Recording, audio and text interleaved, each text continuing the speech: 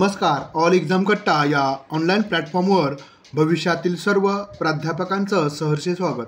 मित्रांनो, आज आपण या व्हिडिओमध्ये शिक्षणशास्त्र एज्युकेशन विषयातील सेटनेट पेपर क्रमांक 2 7 एप्रिल 2024ला जो पेपर झाला होता त्याचं विश्लेषण एक वेगळ्या पद्धतीनं म्हणजेच घटकानुसार त्या घटकावर विचारलेल्या प्रश्न म्हणजे अभ्यासक्रम काय आहे आणि त्यावर प्रश्न कसे विचारलेत 7 एप्रिल 2024च्या परीक्षेमध्ये हे आपण आजच्या या व्हिडिओमध्ये पाहणार आहोत.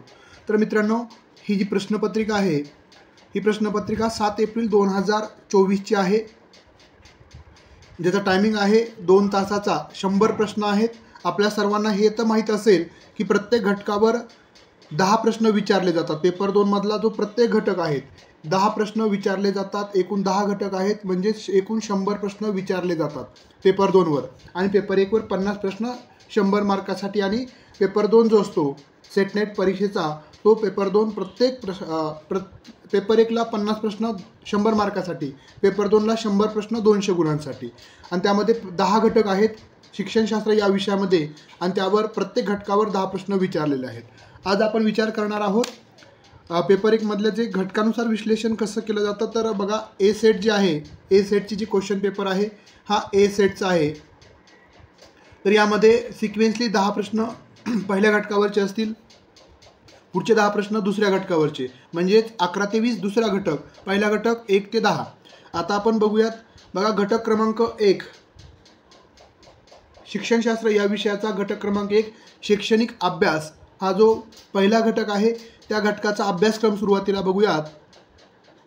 याच्यामध्ये पहिला मुद्दा आहे विद्या, दयानंद दर्शन, तत्त्वज्ञान, त्यांच्या विशेष संदर्भात भारतीय तत्त्वज्ञान, सांख्ययोग, वेदांत, बौद्ध तत्त्वज्ञान, जैन धर्म, त्यांचं योगदान आणि इस्लामिक परंपरा, शैक्षणिक उद्दिष्टे आणि वैद्य ज्ञान प्राप्त करण्याच्या पद्धती.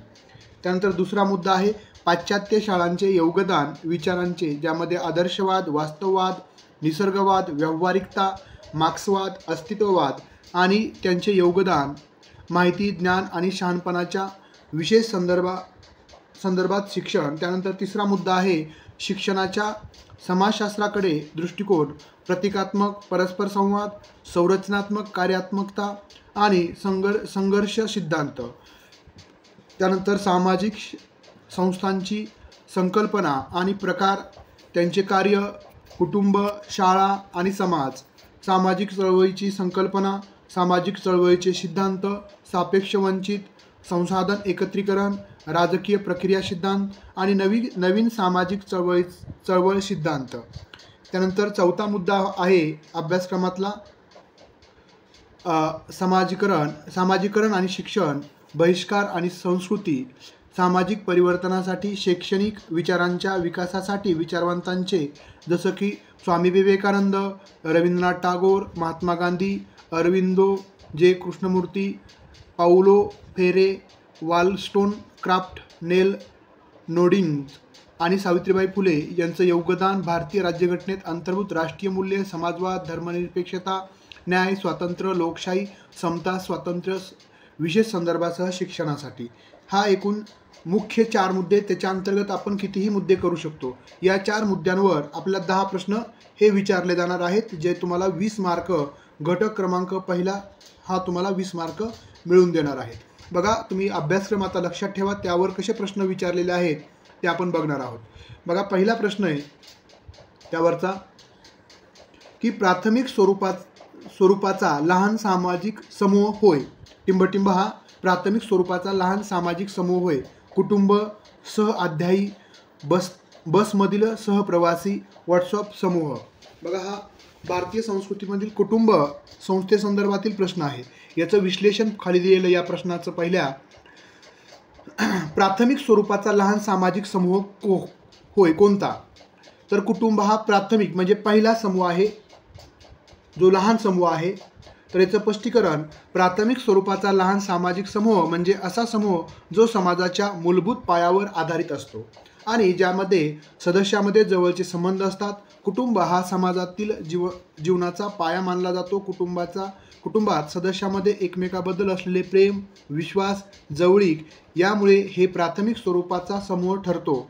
इतर जे पर्याय आहेत सहाध्यायी हे शाळा किंवा महाविद्यालयातील मित्र असतात ज्यांच्याशी व्यवहार दुय्यम स्वरूपाचा असतो, त्यामुळं दुसरा पर्याय चुकीचा आहे. तिसरा पर्याय बसमधील सहप्रवासी प्रवाशांच्या दरम्यान तात्पुरता संपर्क होतो, त्यामुळं हा समूह प्राथमिक स्वरूपाचा असत नाही. त्यानंतर तिसरा पर्याय होता व्हॉट्सअप समूह, हा तंत्रज्ञानावर आधारित समूह असून तो दुय्यम स्वरूपाचा आहे. योग्य उत्तर आहे कुटुंब समूह. त्यानंतर दुसरा प्रश्न आहे बघा, पहिल्याच घटकावरचा हा पण दुसरा प्रश्न आहे. आपल्या राज्यघटनेमध्ये शिक्षण हा विषय समवर्ती सूचीमध्ये समाविष्ट केला आहे, याचा अर्थ असा आहे की काय? त्याचा अर्थ आहे, पहिला पर्याय आहे फक्त केंद्र शासन शिक्षणाकडे लक्ष पुरविल. ब पर्याय फक्त राज्य शासन शिक्षणाकडे लक्ष पुरविल. सी पर्याय शिक्षण ही केंद्र व राज्य या दोन्ही शासनाची जबाबदारी आहे. ड पर्याय शिक्षण हा विषय फक्त राष्ट्रपती हाताळू शकतात. याचं योग्य स्पष्टीकरण दुसऱ्या प्रश्नाचं बघा, आपल्या भारतीय राज्यघटनेतील शिक्षणविषयक कलम हा जो शेवटचा मुद्दा होता, चौथा मुद्दा, त्याच्यावर आधारित हा प्रश्न आहे.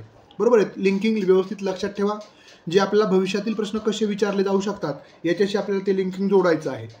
आता या दुसऱ्या प्रश्नाचं स्पष्टीकरण, समवर्तीय सूची ही भारतीय राज्यघटनेतील अशी यादी आहे ज्यामध्ये नमूद केलेल्या विषयावर केंद्र व राज्य सरकार दोघांनाही कायदे बनवण्याचा अधिकार आहे. त्यामुळं पर्याय क्रमांक सी बरोबर, शिक्षण ही केंद्र व राज्य या दोन्ही शासनाची जबाबदारी आहे. तर त्याचं स्पष्टीकरण आपण पाहत आहोत. शिक्षण हा विषय संविधानाच्या 7व्या सूचीनुसार समाविष्ट आहे. याचा अर्थ शिक्षण क्षेत्रामध्ये कायदे करण्याची जबाबदारी केंद्र व राज्य सरकार या दोघांकडेही आहे. इतर पर्याय का चुकीचे होते ते आपण बघूयात. पर्याय का चुकीचा आहे, तर फक्त केंद्र शासन शिक्षणाकडे लक्ष पुरवेल चुकीचे आहे, कारण शिक्षणावर केंद्र सरकार एका हाती नियंत्रण ठेवत नाही. बी पर्याय फक्त राज्य शासन शिक्षणाकडे लक्ष पुरवेल हे चुकीचे आहे, कारण शिक्षणाबाबत केंद्रालाही अधिकार आहेत. आणि ड पर्याय शिक्षण हा विषय फक्त राष्ट्रपती हाताळू शकतात चुकीचा आहे, कारण राष्ट्रपती शिक्षणाशी थेट संबंध नाही, त्यांनी कायदा संसदेच्या सल्ल्यानं लागू करावा लागतो. त्यामुळं पर्याय क्रमांक सीच योग्य आहे. याचं विश्लेषण आपण पाहिलं. त्यानंतर आता आपण पुढचा म्हणजे तिसरा प्रश्नाकडे जाणार आहोत. बघा, सामाजिक परिवर्तनाचा एक भाग म्हणून प्रयत्न केले. टिंबटिंब यांनी विधवांच्या पुनर्विवाहासाठी म्हणजे सामाजिक परिवर्तनाचा भाग म्हणून टिंबटिंब यांनी विधवांच्या पुनर्विवाहासाठी कार्य केलं. स्वामी विवेकानंद, अरविंदो, महात्मा गांधी, सावित्रीबाई फुले. तर योग्य उत्तर आहे सावित्रीबाई फुले, पर्याय क्रमांक डी. आता याचं स्पष्टीकरण बघा, डी पर्याय, त्याचं स्पष्टीकरण अशा पद्धतीचं आहे. सावित्रीबाई फुले यांनी, आता हा जो प्रश्न आहे तो चौथ्या मुद्द्यावरच आधारित आहे. आपण बघितलेला अभ्यासक्रमातला जो पहिल्या घटकातला चौथा मुद्दा आहे त्याच्यातूनच हा प्रश्न आहे. सावित्रीबाई फुले आणि त्यांच्या पती ज्योतिराव फुले यांनी विधवा पुनर्विवाहाच्या सामाजिक सुधारणेसाठी मोठे प्रयत्न केले. त्यांनी समाजातील शोषित स्त्रिया आणि विधवांच्या उत्थानासाठी कार्य केले. त्यांनी समाजाला शिक्षण, स्त्री सक्षमीकरणाच्या माध्यमातून जागृत करण्याचा प्रयत्न केला. त्यामुळे योग्य पर्याय आहे पर्याय क्रमांक डी.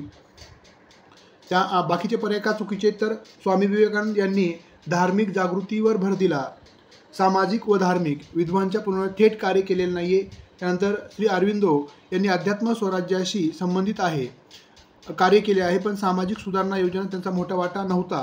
महात्मा गांधी यांनी स्त्रियावरील अन्यायाविरुद्ध आवाज उठवला, पण विधवांच्या पुनर्विवाहासाठी थेट प्रयत्न केले नव्हते. त्यामुळे बाकीचे पर्याय चुकीचे आहेत, फक्त डीच पर्याय योग्य आहे. पुढच्या प्रश्नाकडे जाऊया. चौथ्या, कोठारी आयोगामध्ये शिफारस केलेली कल्पना गांधीजींच्या मूलभूत शिक्षण योजनेतून स्वीकारलेली आहे.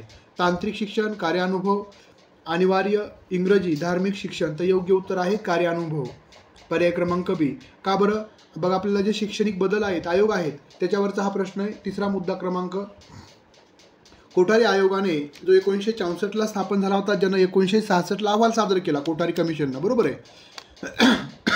तर त्यामधलं महात्मा गांधीजींच्या मूलभूत शिक्षण योजनेत त्याला आपण नई तालीम असं म्हणतो, श्रम आणि शिक्षण याचा समावेश साधण्याची कल्पना मांडण्यात आली होती. यात हस्तकलांसारख्या उपक्रमांचा समावेश होता, जे विद्यार्थ्यांना व्यावसायिक कौशल्य शिकवतात. त्यामुळे योग्य पर्याय आहे कार्यानुभव, बी पर्याय. बाकीचे इतर पर्याय का चुकीचे ते पण पाहणार आहोत आपण. तांत्रिक शिक्षण हे कोठारी आयोगाच्या प्रस्तावाचा एक भाग होते, पण गांधीजींच्या शिक्षण योजनेत तितकेसे संबंधित नव्हते, त्यामुळं चुकीचा आहे पर्याय. अनिवार्य इंग्रजी, गांधीजी इंग्रजी शिक्षणाच्या विरुद्ध होते, ते मातृभाषेतून शिक्षण देण्यावर त्यांनी भर दिला होता. धार्मिक शिक्षण, गांधीजीच्या शिक्षण योजनेत नैतिक शिक्षणावर भर होता, पण धर्मनिरपेक्षेवर होतं, त्यामुळे योग्य पर्याय आपण निवडलेला आहे. कार्यानुभव. पुढचा प्रश्न आहे 5वा. रवींद्रनाथ टागोरांनी खालील 3 संस्था स्थापन केल्या. बघा, हा 4थ्या मुद्द्यावर आधारित प्रश्न विचारलेला आहे आपल्या अभ्यासक्रमात, जे पहिल्या घटकातला 4था मुद्दा. शांतिनिकेतन, गीतांजली, शिक्षा भवन, कला भवन, संगीत भवन, विद्याभवन, श्रीनिकेतन, विद्याभवन, शांतिनिकेतन, श्रीनिकेतन, विद्याभारती. योग्य उत्तर आहे पर्याय क्रमांक डी. आपल्या सर्वांना माहीत आहे. त्याचं स्पष्टीकरण असं आहे की रवींद्रनाथ टागोर यांनी शिक्षण क्षेत्रात मोठे बदल करण्यासाठी संस्था स्थापन केल्या, ज्यामध्ये 1901 मध्ये आपण पाहिलं श्री शांतिनिकेतनची स्थापना केली, ज्यामध्ये नैतिक शिक्षणाच्या तत्वावर ही संस्था आधारित होती. त्यानंतर श्रीनिकेतन ग्रामीण पुनर्वसन व विकासासाठी ही संस्था स्थापन केली. विश्वभारती हे 1921 मध्ये उच्च शिक्षण आणि जागतिक परिप्रेक्ष्यासाठी स्थापन केलेलं युनिव्हर्सिटी होती, ज्याला आपण विद्याभारती असं म्हणतो. त्यामुळे योग्य उत्तर आहे डी पर्याय.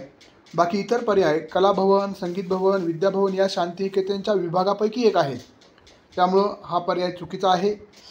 त्यानंतर शांतिनिकेतन, गीतांजली, शिक्षा भवन, ही गीतांजली ही काव्यसंग्रह आहे त्यांचा, त्यामुळे ही संस्था नाही आहे.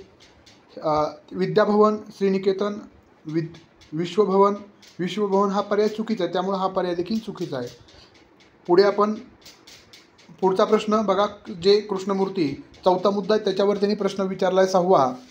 जे कृष्णमूर्ती हे आपल्या आयुष्यातील प्रारंभीच्या काळात संबंधित होते या आध्यात्मिक संस्थेशी ब्राह्मो समाज, theosophical society, Ramakrishna mission, Arya Samaj. योग्य उत्तर आहे पर्याय क्रमांक बी, थिओसॉफिकल सोसायटी.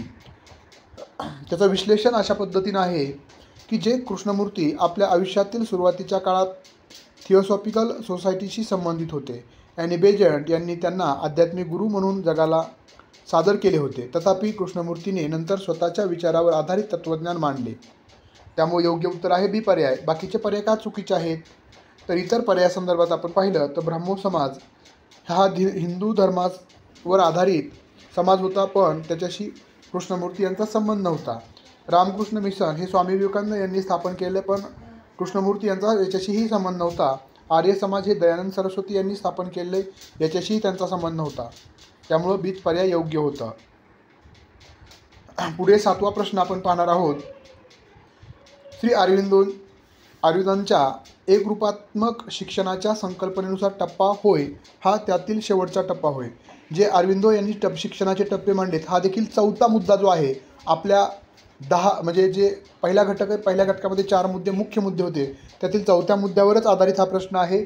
आपण त्याचं कोरिलेशन जोडू शकतो.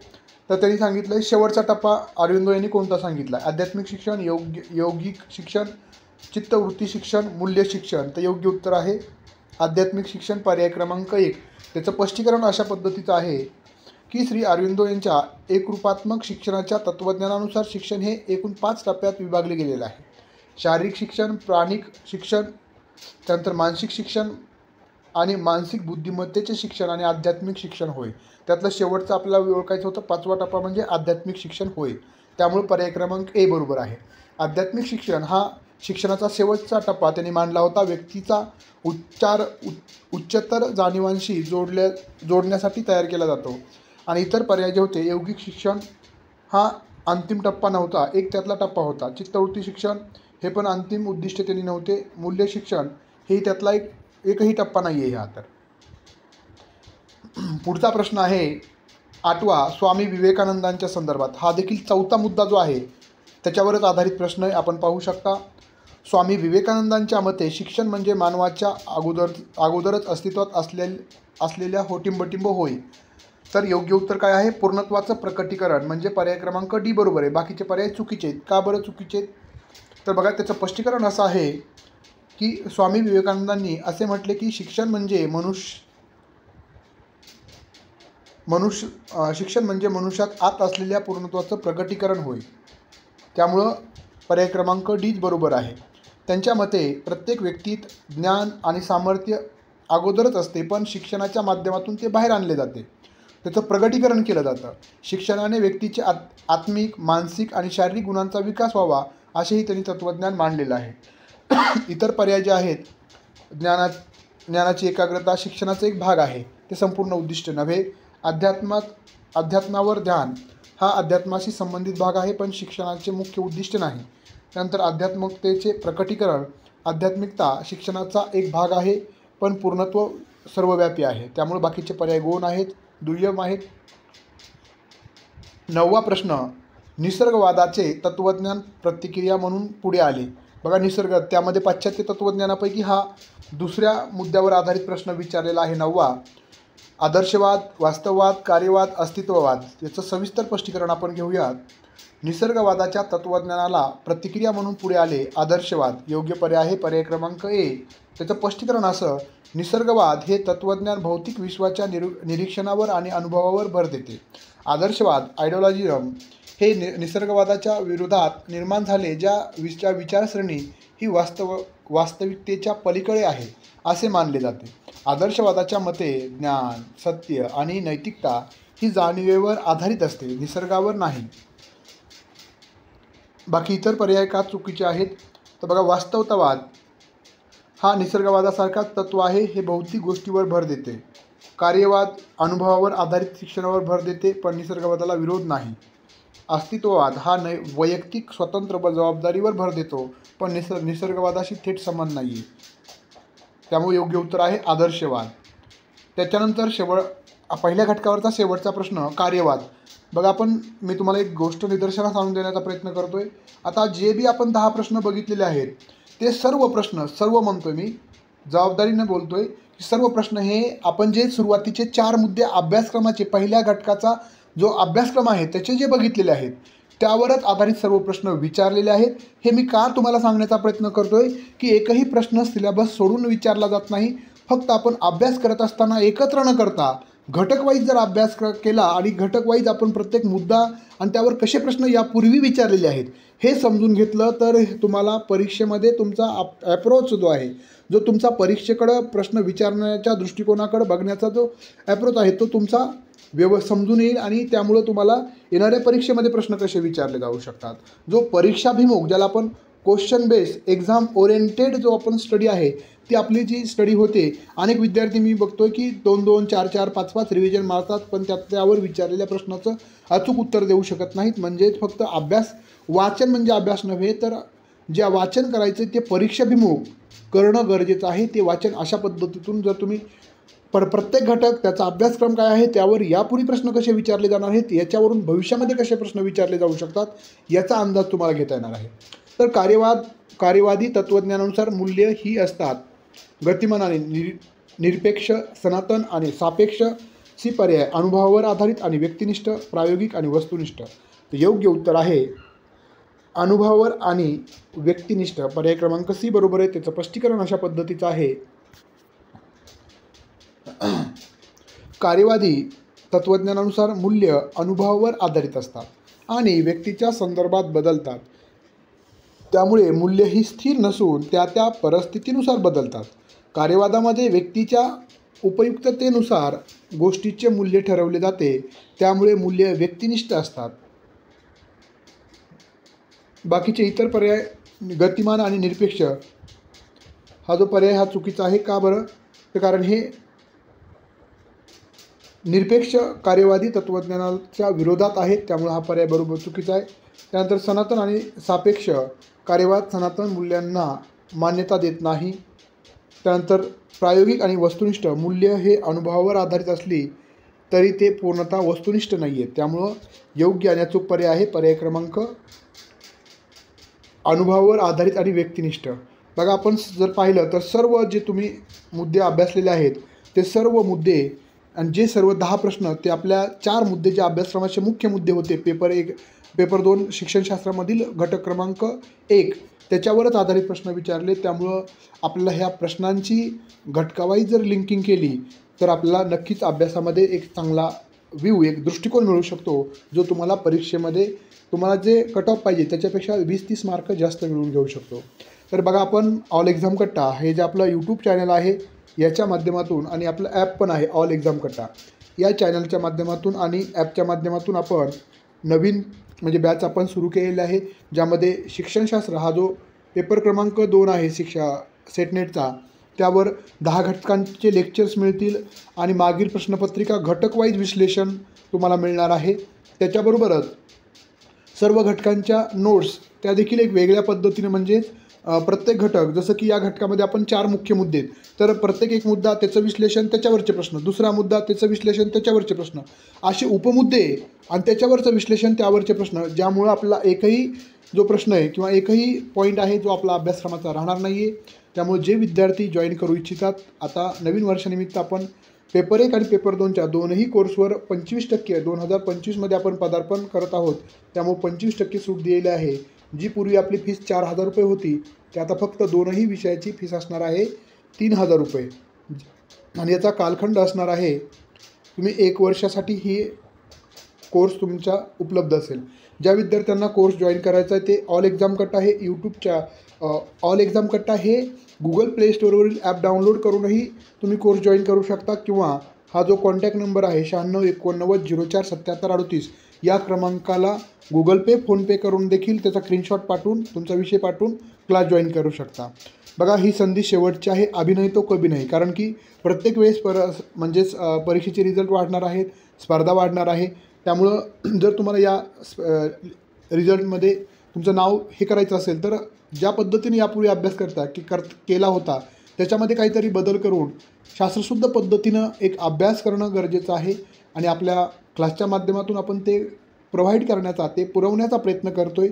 अभ्यास तर तुम्हालाच करायचं, पण योग्य मार्गदर्शन या ठिकाणी नक्कीच मिळेल, यामध्ये कोणतंही दुमत नाही आहे. आणि मागील 2 वर्षापासून आपण सेटनेटचे क्लास घेतलेले आहेत. 26 मार्च 2023ची बॅच असेल, 7 एप्रिल 2024ची बॅच असेल. या दोनही बॅचचे 100+ विद्यार्थ्याचे रिझल्ट आहे. त्याचे व्हिडिओ देखील याच चॅनलला आपण अपलोड केले, तुम्ही पाहू शकता. त्यांचे मार्कशीट सहित आपण टाकलेला आहे. ज्या विद्यार्थ्यांना क्लास जॉईन करायचा आहे ते जॉईन करू शकता. चालेल. हा व्हिडिओ आवडला असेल तर निश्चितच आपले जे मित्रमैत्रिणी असतील त्यांना शेअर करायला विसरू नका.